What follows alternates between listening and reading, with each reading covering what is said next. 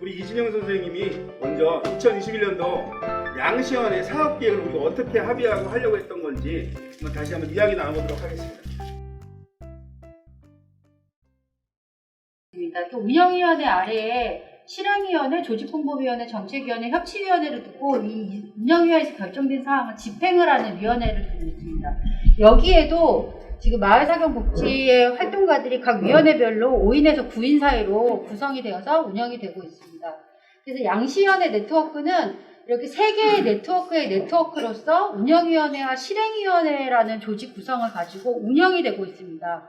근데 아까 3조의 토론에서도 나왔는데 이렇게 네트워크 조직에 이렇게 운영위와 실행위가 돌아가고 있긴 한데 의제나 이런 걸 어떻게 발굴해서 실행에도 옮길 것인가는 또 여전히 좀 고민을 해주셔야 되는 부분인 것도 같습니다. 그렇게 해서 운영위원회는 매월 정기적으로 출범한 이후로 매월 진행을 하고 있고요. 실행위원회는 각자의 사업별로 월 1회 이상 진행을 하고 있습니다.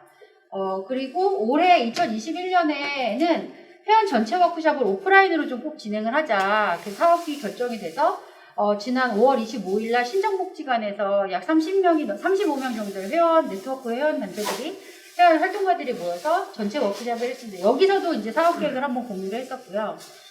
그리고 올해 2021년 가을 한마당은 9월이나 10월을 예정을 하고 있고 올해 운영위원회 결정사항의 약간 기조는 코로나19의 백신 상황에 맞춰서 되도록이면 오프라인으로 해보자. 작년에 온라인으로 했던 거에 한계를 많이 평가를 하면서 오프라인으로 진행을 해보자고 하고 있고 이 가을 한마당 안에 코로나 이전의 가을 한마당의 형태일 수는 없다라는 건 모두가 공감을 하고 있고 작년에 했던 배달노동자 응원 아까 2조의 토론이었죠. 이제 연속성을 가지고 하는 그런 활동도 해봤으면 좋겠고 정책위원회에서는 지금 이제 시민자치마당 뭐 이런 거 주민총회라듯이 시민총회를 한번 가을 한마당에서 한번 펼쳐보는 것도 어떻겠냐 이런 제안이 되어 있는 상황입니다. 그래서 2021년 가을 한마당은 9월, 10월로 그 상황을 봐가면서 되도록이면 오프라인으로 기획을 하는 방향으로 진행을 하고 있습니다. 그리고 올해 이제 드디어 양시연 홈페이지가 YCOA5R.KR 이 양천시민사연대가 홈페이지를 온라인에 집을 드디어 마련했습니다. 그래서 아까 소통의 문제라든가 정보교류의 문제가 홈페이지를 어떻게 운영하느냐에 따라 좀 해소될 수 있지 않을까라는 좀 기대를 가져보고 하여튼 홈페이지가 지금 오픈이 되어서 운영되고 있습니다. 그래서 조직 운영과 홍보와 관련해서는 이제 이 정도의 사업 계획을 갖고 진행이 되고 있고요. 두 번째로는 이제 양시연이 이제 정책으로 좀 삼고 있는 사업들이 한 가지, 두 가지, 세 가지입니다. 첫 번째는 그러니까 저희가 아까도 말했듯이 3조에서도 말했듯이 지역의 정치에 관해서 시민 정치에 관해서 이야기할 수 있는 틀이다 양시연이 바로.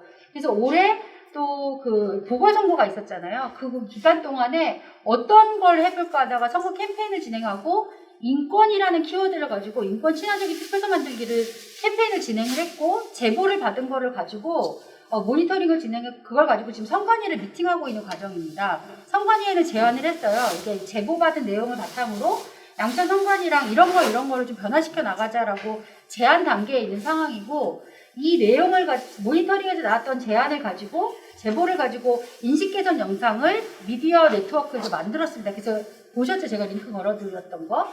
그래서 인권 친화적인 투표소가 어떻게 구현될지 어떤 걸 담아야 되는지 이런 이야기를 또 영상으로 만들어서 하기도 했습니다. 근데 이거를 처음 이 자리에서 들으시는 분도 계신 거죠. 그래서 이런 것들이 어떻게 공유되고 양시연 안에서만이라도 양시연 바깥으로 또 어떻게 퍼져나가게 할 건가 계속 고민을 해야 된다는 생각이 좀 듭니다. 첫 번째는 그렇게 해서 시민정치와 관련된 선거 캠페인을 진행했고요. 두 번째는 바로 돌봄마을에 대한 의제입니다. 작년에 그 양천구에서 시작되는 돌봄 SOS 센터를 시작으로 저희가 이제 토론회를 했어요. 이게 사실은 돌봄 SOS 센터라는 게 어떻게 보면 여태까지의 약간 분야별 복지가 전국민 복지로 시작되는 어떤 처음 시작인 것 같습니다. 문재인 정부가 얘기했던 커뮤니티 케어의 서울형 버전인 돌봄 SOS 센터는 누구든지 돌봄이 필요하면 긴급 돌봄을 할 수 있는 체계거든요. 근데 이 체계가 시작되는 행정의 틀 안에서 그렇다면 과연 지역은 어떻게 이걸 지역 친화적으로 만들 것인가? 그리고 저희는 이제 돌봄이라는 말도 커뮤니티 리빙이라는 말로 좀 전환되어야 되지 않은 의제를 먼저 이렇게 던져야 되는 거 아닌가? 이런 논의가 지금 정책위에서 얘기가 되고 있습니다. 작년에는 정말 시작으로 이렇게 지역 친화적인 돌봄 생태계를 이렇게 구축해보자는 얘기를 던졌고, 올해는 그래서 모니터링을 한번 진행해 보려고 합니다. 그래서 이 사업 자체를 모니터링 한다는 게 아니라요. 이렇게 돌봄 SOS 센터로 들어오는 사람들의 이제 긴급 돌봄의 신청을 가지고 그 지역에 그 한 2개 동 정도를 모니터링 해보려고 해요. 그 두 지역에 이 돌봄이 어떻게 가야 되는지, 가고 있는지를 모니터링해서 내년에는 한 모델이 제안될 수 있을 정도로 한번 해보자. 사실은 이제 이런 거를 협치 의제로도 제안했는데 이게 지금 아직 눈에 보이질 않잖아요. 이게 큰 틀의 이야기이기 때문에 의제에서 자꾸 이렇게 좀 떨어져 나가는 상황이기도 합니다. 근데 어쨌든 양시원이 해보겠다라고 해서 지금 정책위에서 진행이 되고 있고요. 세 번째로는 이제 올해도 작년에 이어서 구의적 모니터링을 양시연은 성과지표를 가지고 또 발표를 해보는 걸로 계획은 잡아놓고 있습니다. 또 마지막으로 주민들 대상으로 이렇게 시민자치학교의 운영을 또 계획해 놓고 있는데 이건 이제 하반기에 좀 진행이 되지 않을까 예상이 됩니다. 그래서 양시연이 지금 올해 2021년에 어떤 정책의 키워드는 인권, 돌봄마을, 구의적 모니터링, 시민자치 약간 이런 것들이 있다라는 말씀을 드리겠습니다.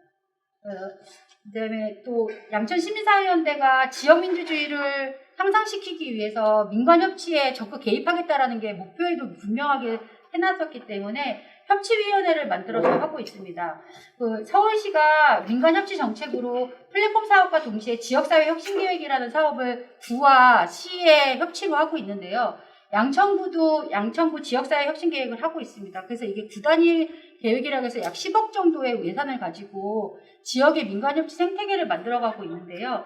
이 논의를 협치위원회에서 계속 하고 있습니다. 그래서 올해 초에 양천구 협치회의에, 협치 양천구 회의에 민간위원으로 양시연에서 이렇게 2분 이렇게 추천서를 같이 마련해 보기도 했었고, 그리고 또 양시연 차원에서 이거를 이제 협치 의제로 돌봄도 했었고, 협치 학교도 했었고, 마을교육 한마당 뭐 등등의 협치 의제를 양시연의 이름으로 좀 같이 네트워크에 좀 역을 모아가지고 해보기도 했습니다. 그래서 양천구의 민간협치 체계 과정이나 체계에 개입해보려고 하는데요. 이게 저희가 아직 조직화가 되어 있지 않아가지고 개별 복지관이나 마을사경복지관 각계는 하고 있어요. 근데 이걸 양천시민사회연대 힘으로 묶어서 이렇게 밀어붙이는 약간 요 힘은 아직은 쌓여있지 못한 건 사실인 것 같습니다. 그리고 또 협치위원회에서는 지역사회보장협의체라고 하는 기존의 민간협치 체계를 잘 운영되게 하는 것도 우리의 역할일 수 있겠다라는 이야기를 하고 있고요. 그리고 올해 활동가 협치 역량 강화 교육을 진행을 했습니다. 그래서 마을사경 복지활동가들을 대상으로 사업계획서, 문제 정의부터 사업계획서, 변화지표 만드는 것까지의 역량 강화 교육도 진행해 보고 있습니다.